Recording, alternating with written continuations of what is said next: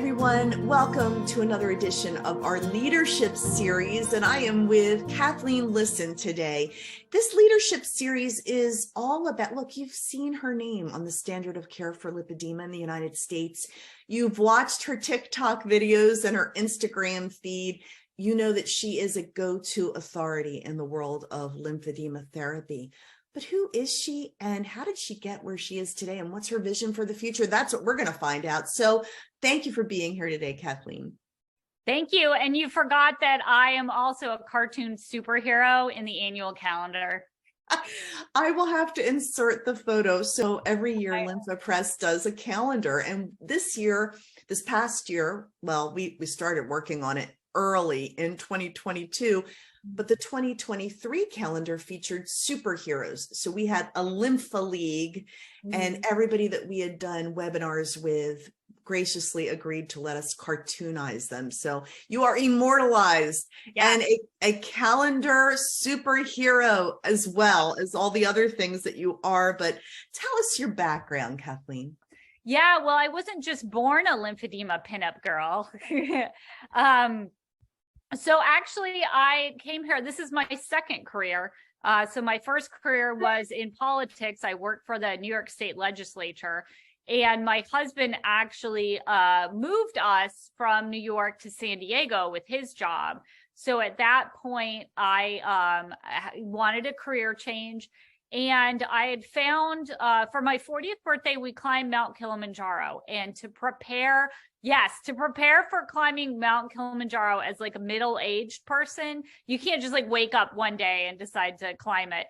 So I was out in the forest and the Adirondacks like every weekend for 6 months. And what I really found helped me was regular massage.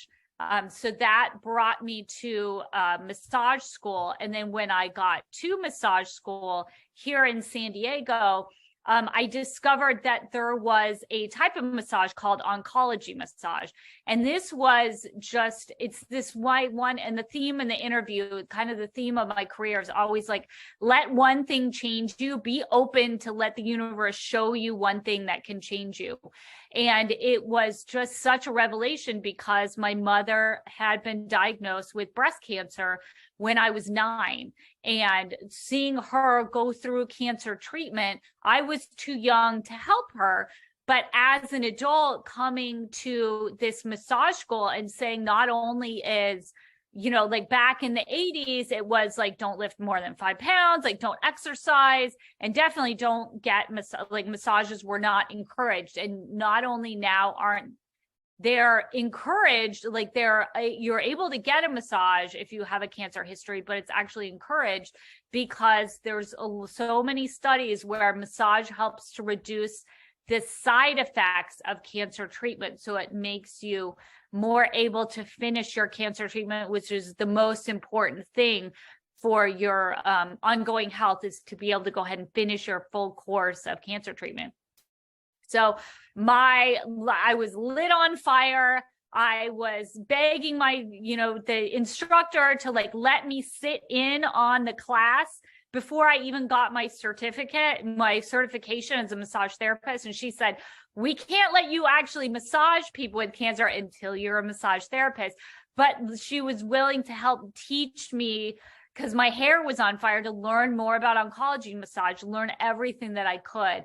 And so it was in that class that I learned there's a type of other massage, which they're not teaching, which is called manual lymphatic drainage, which is good for a disease called lymphedema, which is a side effect of cancer treatment. So I said, I can't just like massage most of the person, but not massage the part that has lymphedema. So I went back and got my MLD certification, and then went back again into the classroom and got my certification as a CLT. So I'm a certified lymphedema therapist. And all because this passion, and we talked about it. I'm a member of a cancer survivor support group that we do meditation interventions. And me and another person in the group were talking about the concept of like alchemy, turning lead into gold. So I was like, this is great because it's like my career. I had this lump of lead, which is my parents' diagnosis, my parents' death from cancer. And I'm turning that around into gold, letting that work through my life to help other people who are in cancer survivorship, especially if they have lymphedema. Right then and there is exactly why I wanted to do this series, because I never knew that backstory. Yeah. And it informs who you are and why you are and how you operate and navigate in this world. And it is unique.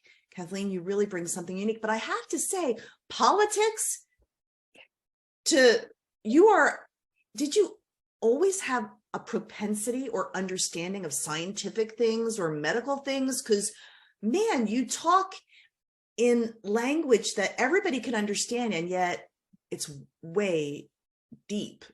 Yeah. So It was how'd that always, happen?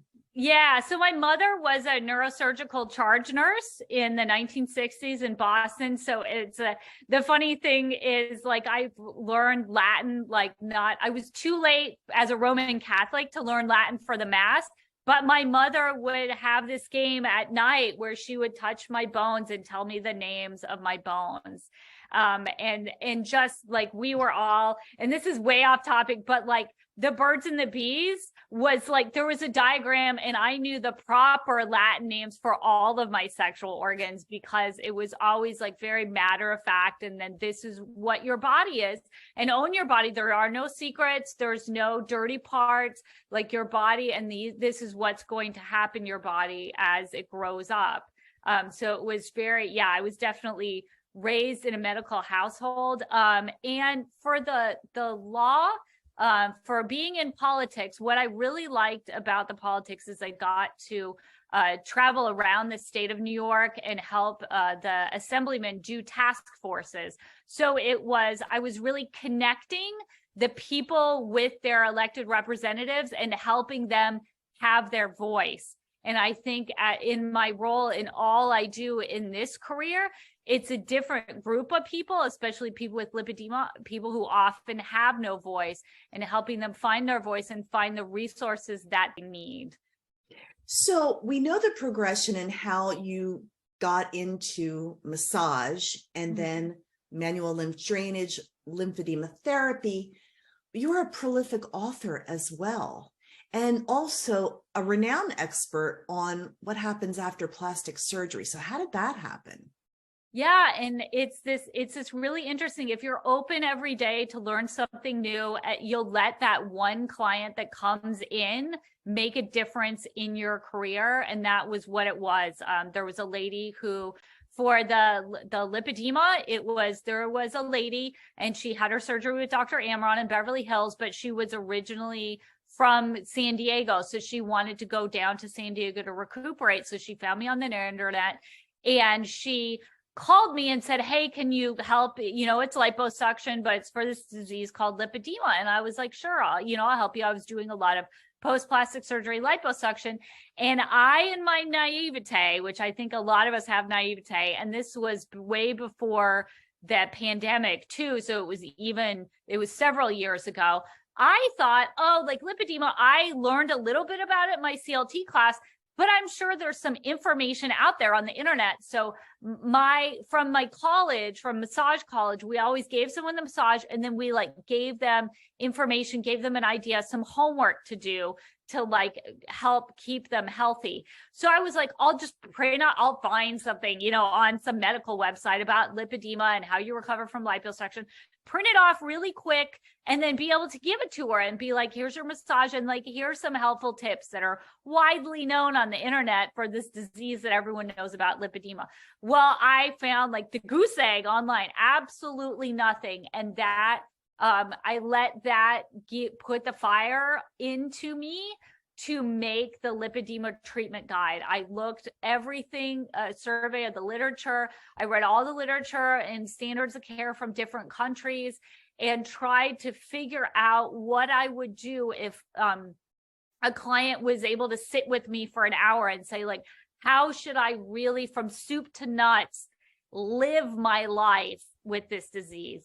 I cannot cure it. I'm not your doctor, but how what kind of exercise and what kind of mindfulness and how just even the soups and nuts, like when I'm getting too weak to get in and out of the car, are there things that can help me to get in and out of the car? Like, what is the hint when I have to do air travel? Like, what are these tips? And I tried to put them all together in the lipedema treatment guide to give the resource to my fellow clients further down the line with lipedema that I just couldn't find online for my very first client. And the lipedema population says thank you. Yeah. For caring. You know, they get, the people I work with, and I'm privileged to work with, they get so excited when they know people care enough to dig in. Yeah. And to pursue it and research it and try to pull those threads to get to what's really going on here. And so I say thank you from my lipedema friends. Absolutely. So I've been interviewing a lot of people who are affiliated with organizations like the AVLS and the NLN and LANA, or have practices. And I always ask the question, what is your mission or your core values? Mm-hmm. How would you answer that? My number one core value, which is really, it keeps me from getting burnt out, is curiosity. I have questions and I want to know the answers. And I am brave enough, or as like Karen Ashford says, like, you really have chutzpah. Like, I'm just brave enough. I will go ahead and email the person that I need to email to ask the question that I want an answer to. And if I want to gather everybody together to see what their input is, to give a resource to the community, I will absolutely do that. So curiosity has really led me. And like, I read journal articles, because I want to be, when I walk into my therapy session with my client, I want to know the answer to their questions, whatever questions they have. And then once you get the answer to the first few questions, all these other questions come up. And that's actually why a lot of people are like, oh, Kathleen, like, I just don't know, like, how are you so active on social media? It's because I wake up every day expecting to learn something new. And I have in my head, when I hear a question that I haven't answered before on social media, I'll be like, and I verbally tell the clients now, like, I should make a TikTok about that. And then we talk more about like what we really are going to learn when we hear the answer to that question and why that question really needs an answer for somebody. And then I go ahead and make the TikTok and make the social media, because if my client is asking that question, thousands of people are asking that question, and everybody deserves to know the answer. And not many people in your field are doing TikTok. So yes, good for you for that too. So we have two basic audiences here. We have patients and we have clinicians. What do patients need to know about your work, but also in general, if they're seeking help? What would you advise them?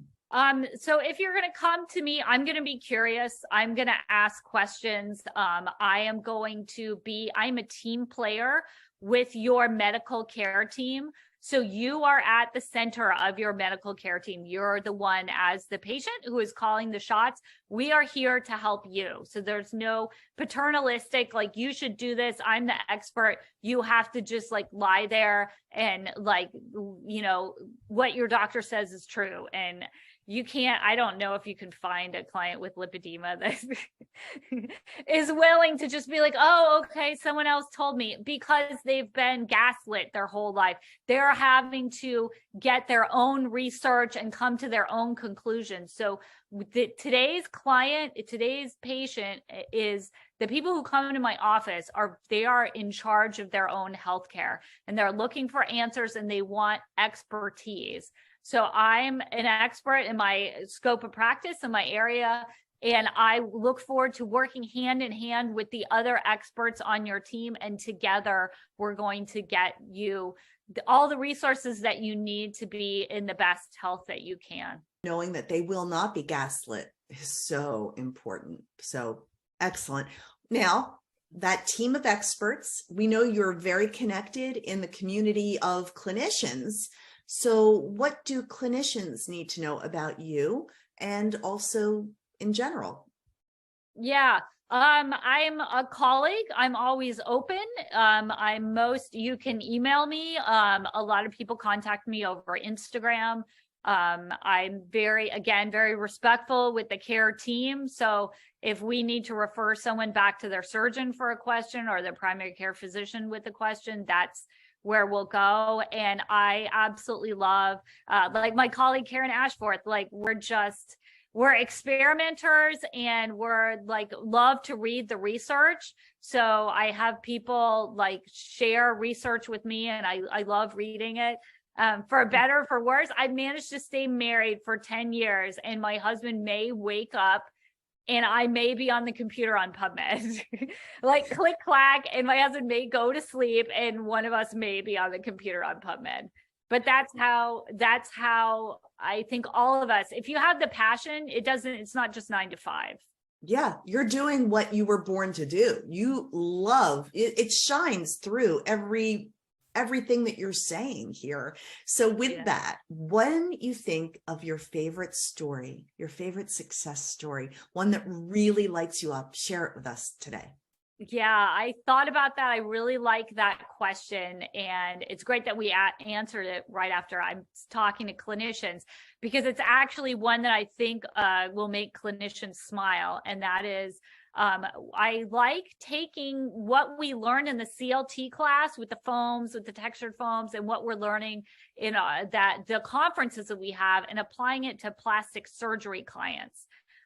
So it was before the pandemic, I was seeing clients were getting abdominal liposuction, and that can be for fat transfer. They can throw the fat away and it's just liposuction. It can be fat transfer to the breast after mastectomy. It can be the BBL, which is fat transfer to the butt. You can get fat transfer to anything. You can get fat transfer to an area of radiation, and the fat actually helps to improve the area of radiation. So there's many reasons why your surgeon can do liposuction. But what I was finding when I was seeing cosmetic liposuction is that they can't liposuction right near the navel. You know, they can get close to that, but it's a scar and you can't really liposuction extremely close. So the clients were coming out and they were frustrated because they were just a little bit puffy around the navel, and it wasn't a hernia or anything, but they want a nice flat stomach. So I said, you know what would be interesting is to try like a compress oval foam and put it over that area underneath their compression. And they were finding, they were like coming in the next week and great, all this swelling is gone because we used this tool from the lymphedema world to bring over into the plastic surgery world. So the beauty of this story, the reason why I really love this story is I wasn't the only one that was seeing it. The plastic surgeon was also seeing it.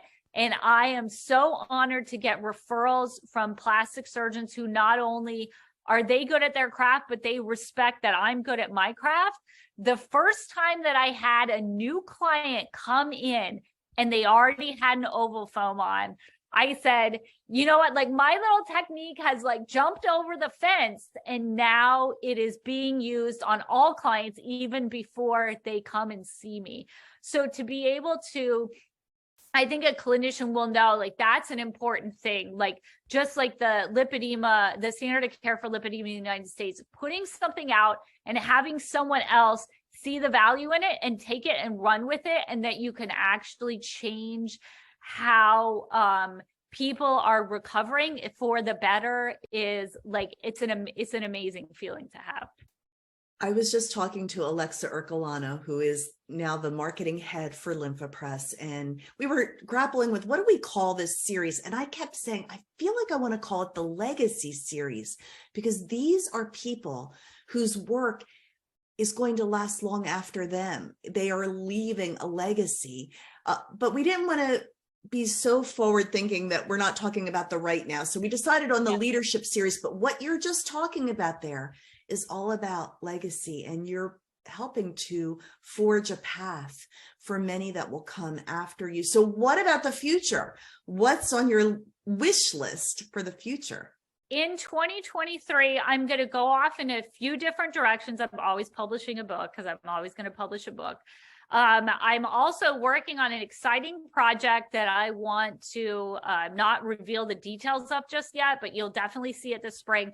And what I am doing with this project is leveraging the platform that I have now. And I'm so fortunate to all the work that I've done has given me a fair amount of kind of people know me.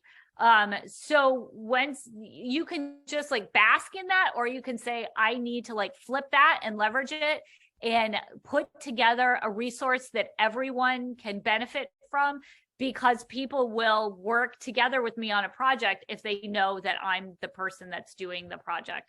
So I really want to kind of use that and leverage some of the goodwill that I built to really give out a resource which I think is going to be very valuable to everyone. All right, so we're going to stay tuned, and then when you're able to give us the full details, perhaps you will come back and join us, or we can even do a webinar about it, because we love supporting people that are not just technically helping, but from their heart helping. And that's, I think, why we connect, because we genuinely care about helping people. So that's wonderful. So what would be your one takeaway from this interview? What would you want people to leave with after listening to you talk today? Yeah, I hope you're inspired. I kind of talked a little bit about like not just the lipedema treatment guide, but the plastic surgery recovery handbook is another book. I wrote it because people were having questions and I wanted to answer their questions so that they could just relax and enjoy their treatment instead of like having to like memorize everything that I say. And then my latest book, The Mindful Strategies for adult clients with adverse childhood experiences, that was because I listened to one client that had lipedema and her talking about how she thought that there was an interaction between her lipedema and the childhood trauma she had. And for all of that, I would say you are not going to go wrong as a clinician if you focus on what your clients are asking you and telling you, and let that be the fuel for taking your career and passion forward. You are an amazing listener and then an amazing take actioner, if there's a better way of putting it. And I think I'm going to entitle this interview something with the word alchemist in there, because I love that story. Kathleen Lisson, thank you so much. When people want to get a hold of you, I know people after hearing this are going to say, hey, I want to contact her. How can I visit with her? How can I seek out her services? How do people find you? Yep, you just jump on Instagram and it's my name, which is right here, Kathleen Lisson, at Kathleen Lisson is my Instagram. That's also my TikTok. And I guess if you're on Twitter, that's also my Twitter. So yeah, you can find me on social media. And I also do lymphedema therapy here in San Diego, and lipedema after liposuction, and then cosmetic liposuction with your plastic surgeon's referral. And we are now neighbors. Yes. Yep. So for months, I think anybody who's watched anything on Lympha Press knows Brenda has been wanting to move to San Diego. And here she finally is. I'm interviewing you from the very same city practically, and looking forward to getting to know you better. And thank you for your time today. You're welcome. Have a good day. And thank you for tuning in to this edition of the Leadership Series. Oh boy, this is a good one. If you have an idea for someone else that should be in the spotlight, whose backstory you think is important, send us their information, bviola@lymphapress.com. We'd be honored to interview them as well. And thank you for tuning in. Have a great day, everyone. Have a great day, Kathleen. Bye. Bye.